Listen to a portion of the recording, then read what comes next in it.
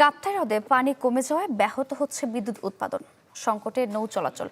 এ বিষয়ে বিস্তারিত জানবো, রাঙামাটি থেকে যুক্ত হচ্ছেন সহকর্মী জিয়াউল হক। জিয়াউল হক, বলছিলাম কাপ্তাই হ্রদে পানি কমে গিয়েছে, কোনো ব্যবস্থা নেওয়া হচ্ছে কিনা কৃত্রিমভাবে, কি অবস্থা?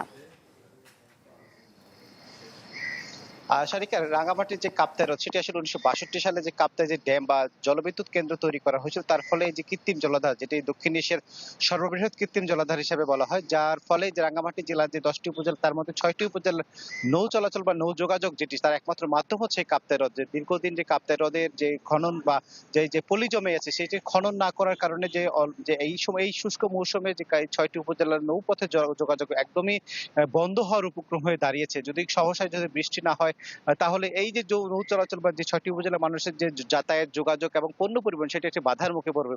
একই সাথে রাঙ্গামাটির এই কাপ্তাই হ্রদই আসলে যে জলবিদ্যুৎ কেন্দ্র যে রয়েছে, সেই জলবিদ্যুৎ কেন্দ্রর উৎপাদনও আসলে ব্যাহত হচ্ছে। যে আপনি দেখতে পাচ্ছেন যে কাপ্তাই হ্রদে বিভিন্ন জায়গায় চর জমেছে, যে চরের কারণে আসলে যে নৌগুলো আসলে আটকে আছে, অথবা এই যে ঘাটে যে নৌ, সেগুলো আসলে এখানে আপাতত রাখা হয়েছে, যাতে করে যে পানি না বাড়ার কারণে বা যে যেখানে যে পলি জমেছে, পলি জমার কারণে সব জায়গায় আসলে যেতেও পারছেন না এই মুহূর্তে।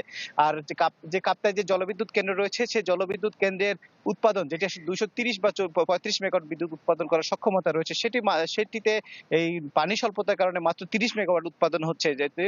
একই সাথে যে উৎপাদন সক্ষমতা, সেটি আসলে অনেকটাই কমে এসেছে। যে পানি বিদ্যুৎ কেন্দ্রের যে ব্যবস্থাপক, তিনি যেটি জানিয়েছেন, সহসা বৃষ্টি না হলে যে উৎপাদন যেটি 35 বা 35 মেগাওয়াট হচ্ছে, সেটি আসলে বন্ধ করে দেয়া হতে পারে বলে বলছেন। তবে এই জলবিদ্যুৎ কেন্দ্রের যে উৎপাদন যদি বন্ধ হয়ে যায়, যে চট্টগ্রাম অঞ্চল বা নিচু এলাকার যে পানি সরবরাহ বা যে ওয়াসা, যে চট্টগ্রামের বিভিন্ন জায়গায় যে খাবার পানি সরবরাহ, সেটি আসলে ব্যাহত হবে। একই সাথে যে নিচু এলাকায় যে হাওর বা যে মাছের যে উৎপাদন কেন্দ্র রয়েছে, সেটি আসলে ব্যাহত হবে বলে মনে করছেন। তবে এখানকার যে স্থানীয়রা বিভিন্ন সময় যে দাবি করে আসছিল যে রাঙামাটির যে কাপ্তাইয়ের খননের বিষয়, সেটি জেলা প্রশাসনের পক্ষ থেকে জানানো হয়েছে, সেটি উদ্যোগ নেওয়া আছে সরকারের পক্ষ থেকে। এই অর্থ বছরের মধ্যে আসলে সেই কাজ শুরু হবে বলে তারা এমনটি মনে করছেন। যার ফলে আসলে আগামী বছর থেকে যে নৌ চলাচলের যে সংকট বা দুর্ভোগ, সেটি আসলে কমে আসবে বলে তারা মনে করছেন। সারিকা, এই ছিল রাঙামাটি থেকে আমার কাছে সবশেষ। জিয়াউল হক, ধন্যবাদ আপনাকে। দর্শক, কাপ্তাই হ্রদে পানি কমে যাওয়ায় ব্যাহত হচ্ছে বিদ্যুৎ উৎপাদন এবং নৌ চলাচল, আমরা সেই খবর জানছিলাম।